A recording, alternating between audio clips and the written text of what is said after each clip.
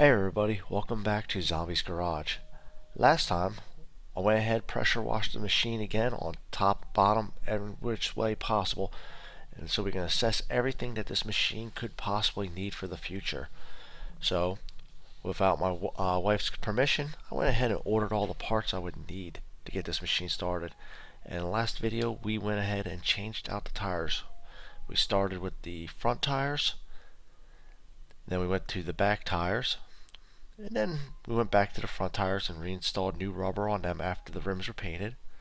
Then we went back to the rear tires, painted them, put new rubber on them. Then we got everything back on all four tires again. And the machine ain't looking half bad. With that said, now we need to start working on getting that transmission working right. So join me for get that transmission working.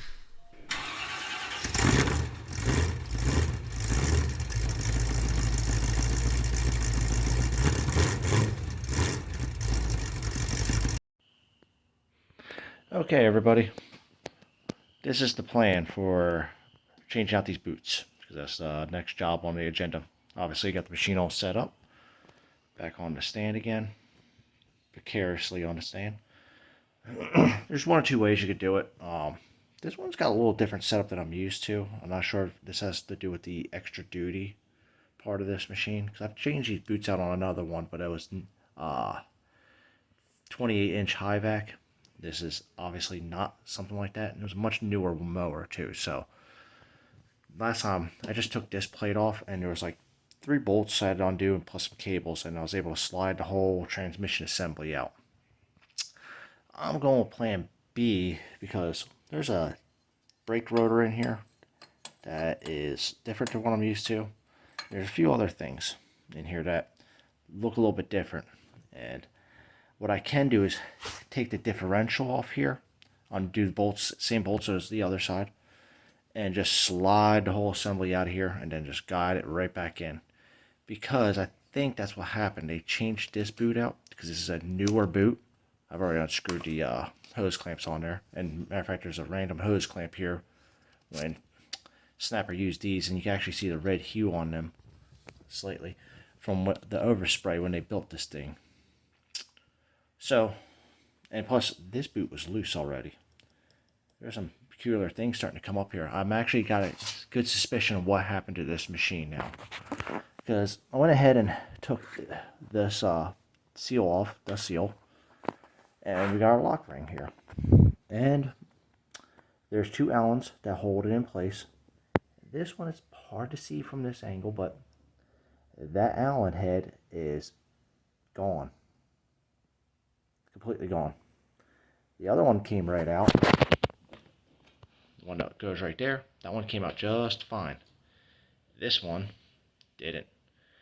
I think what happened is they stripped it out, putting it back together, had to change out this one, didn't know what to do, and they gave up. They replaced this boot, and whatever happened, and I think this is why this machine was parked, was because they gave up.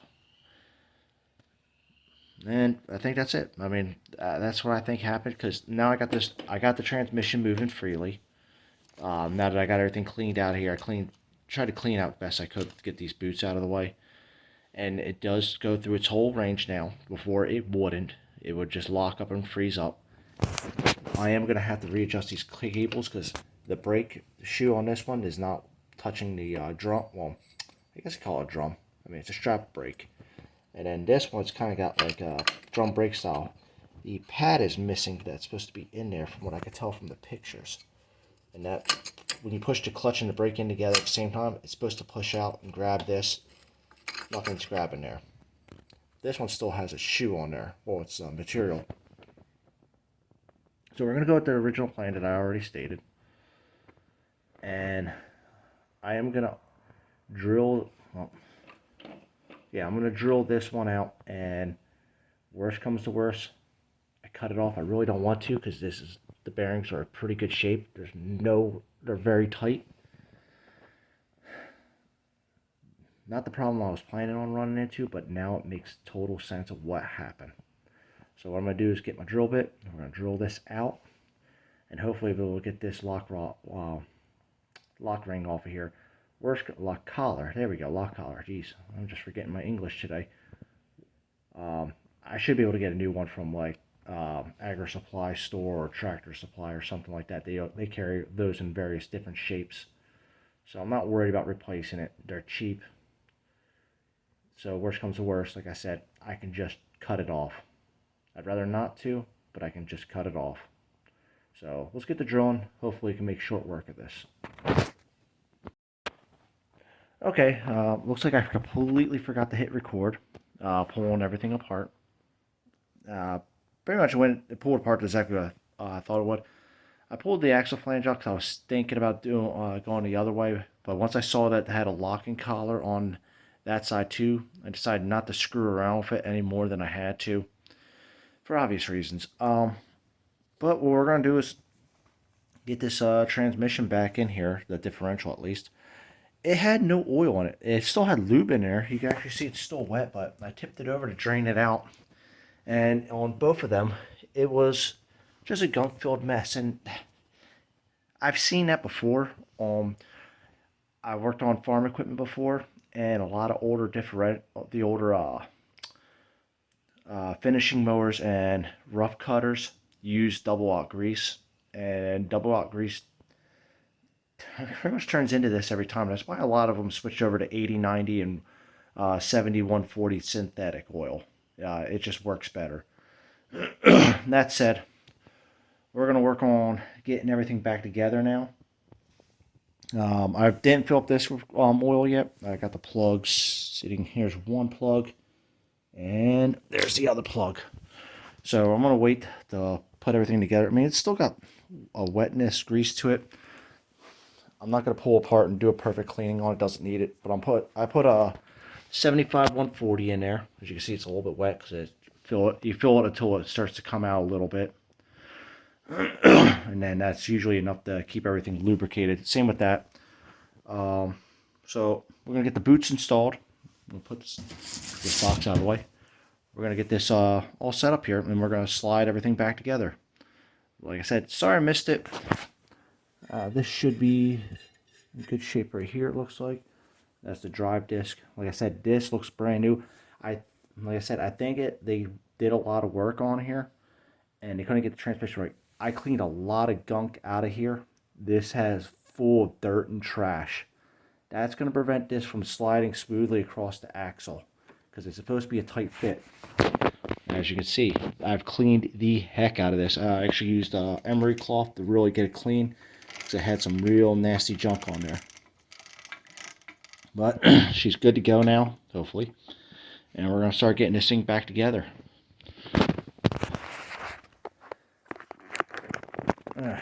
Hopefully. Yeah. Alright, so let's get to work on this. Be ready to soak it. Okay, so we got everything greased up with the supplied grease in the boot kit. And hopefully this will go smoothly back together. Probably, okay. So far so good. We're going to leave it. Nope, stop trying to tip over. We're going to get the other one ready. What happened to the... I don't know. What an unfortunate set of circumstances. What happened to my other pack of grease? Alright. That took a minute. Fine. But this is the grease they supply with the packs. And pretty much you put them inside the boots. I mean, it's pretty simple. The trick of it all it's going to be is to get everything we need inside there. Let's see, we got a plastic shim, a spacer. Pretty much. Yep. Goes together like this inside there.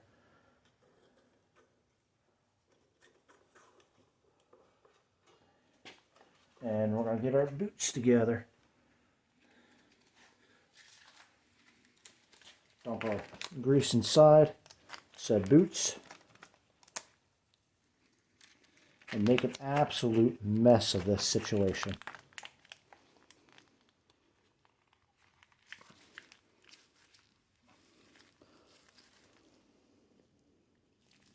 All right, should be good enough. I'm gonna leave that like that. And transmission all the way over that we can. There we go. Give ourselves a little bit of room to work with while getting this all lined up.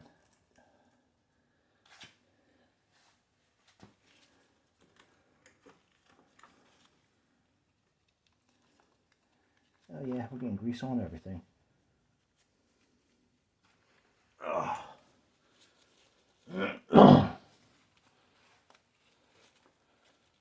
And the most important part about all this is getting this slid evenly, because it's not going to want to go evenly. There it goes, back into place. Watch my cable there. Put this transmission back over. There it goes. And we're to the hard part of it all, getting everything back together where it needs to be. Oops. There we go. I wiped most of the grease off into there. Oh, I'm going to get grease all over everything today, you know.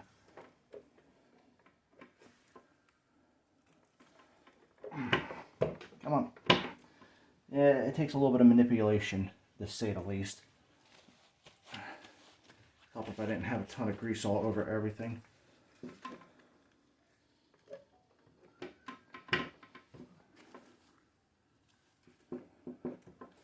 Come on.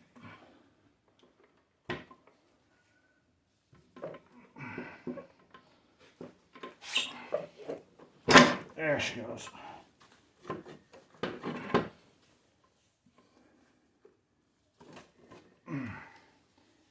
And the hardest part,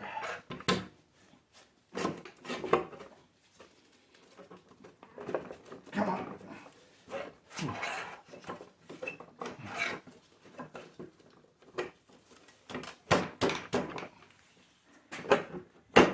There she goes. Woo. Not a fun time. All right. Everything got shifted around. All right, so let's get these boots back on here. We'll get them tightened down, and we'll go from there. Basically, tighten them over the rings here. I'm not going to bore you with that part of the video. And we'll get the slip ring on there. Let me get my hands cleaned up first, so we'll be right back to it. Okay, let's angle that down a little bit better. There we go. All right, so we got the boots on. Now, yep, we got the boots on. They were a little bit more difficult than they needed to be because of the grease, but I was able to shift it back and forth. They don't move. I had to do a little bit of cleaning of the surfaces, but really simple task. You just put them over there and tighten them down. I don't remember this being such a problem last time I did this, although I'm not sure if there's much of a difference between an extra duty and a regular one. Looks right over that screw there. I need that screw for something. I don't remember what, but oh no, never mind. I don't need it. Plus, with this kit here, they give you these small little skinny hose clamps, and they work better. And I ran into another issue. The hi-vac I did before, it had a little channel cut out right here. Never could figure out what it was. Now I do. So you can fit a screwdriver and get this one in here, because this was dang difficult to tighten up at an angle. I don't know why this doesn't have a cut in there for it. That's it. Let's wheel her around. I've already slid the plate in here. The most difficult part is getting this plate in this groove right here that holds the back bracket on there. All 13mm or 1/2 inch bolts. So I'm going to go ahead and tighten that up. I did straighten out my crossbar and put that on there. So let's go ahead and get these tightened up.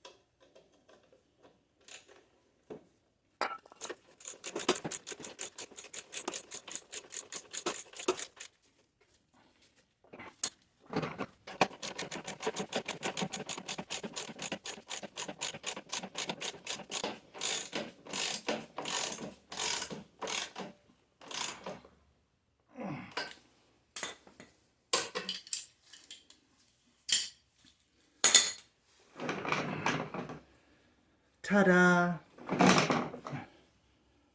These are your grease caps right here. I'm running into things I don't remember being on the last one I've done. Not that y'all seen me do that machine, but I don't remember. There we go.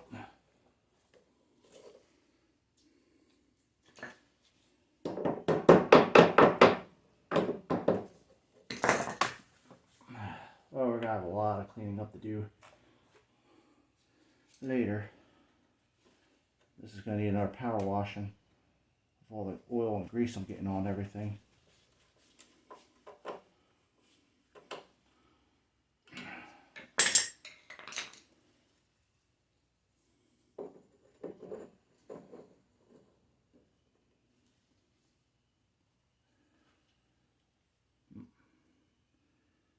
Now this is a unique bolt. It's a wedge bolt. This is what helps hold the axle in place.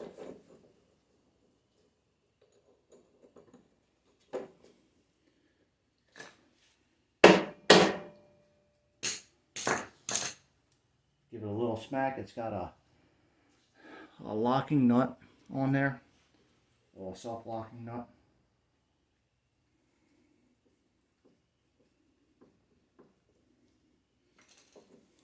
I think it's 13, right?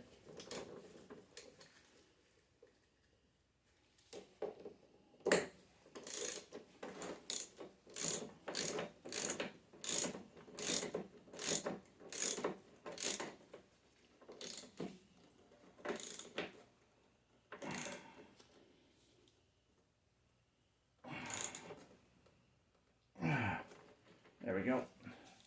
No play in it. We got our dust seal in place. I put my locking collar back on here.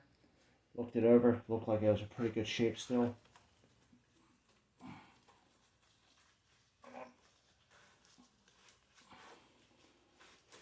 There she goes.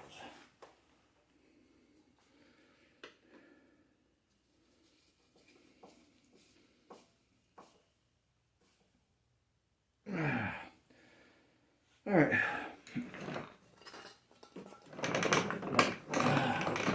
Finally, we're going to fill the differential up with grease. Well, not grease. We're going to fill it up with 75 140. And it fills up through this bottom hole, goes down to here. Matter of fact, let me get my plugs ready.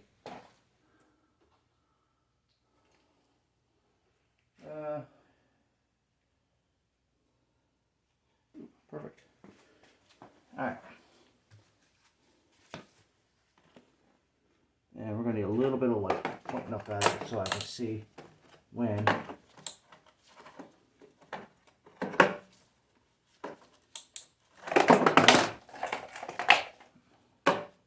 There we go.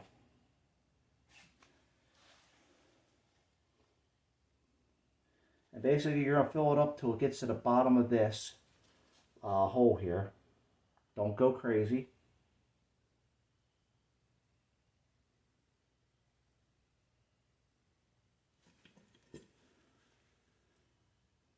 There she goes, getting near the top, and there it is.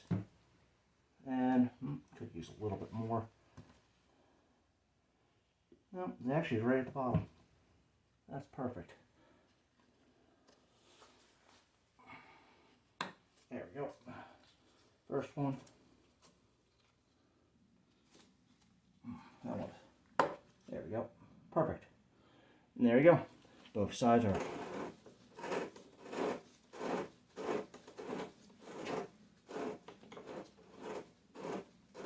Sounds a little crunchy, but it'll clear up.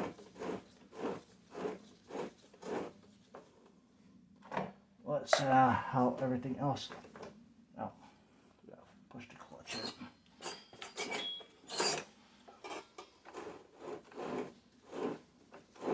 Yeah, now it's starting to sound better.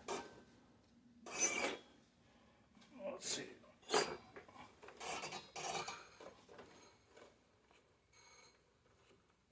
Yeah, that sounds better.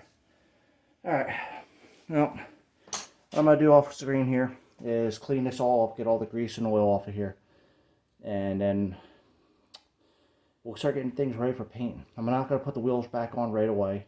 I'm going to put the wheel flange back on this one. Got to find a new bolt for it. I don't have a wedge bolt anymore. I don't know where it is. And I couldn't really find one, or a definite one that would fit. It showed a lot of different models, just not this model. And I'm not going to get the wrong part. And the bolt tightened up properly, should be just fine. I went ahead and emery cloth everything anyway, so the axle flange should go back on there pretty smoothly. And we should be pretty much good to go at this point. After that, like I said, we'll start painting. Start working on the engine. I just want to get all this stuff outside here painted first before we put the wheels back on. That way we can get the rest of the machine. Oop. That camera mount is getting loose again. Alright, that said, I'm not going to bore you all with the details on that. I'm going to get the cleaning. Go buy some snapper paint, the closest stuff I can find to it, and we'll get to work on that. So, we'll catch you all in a minute.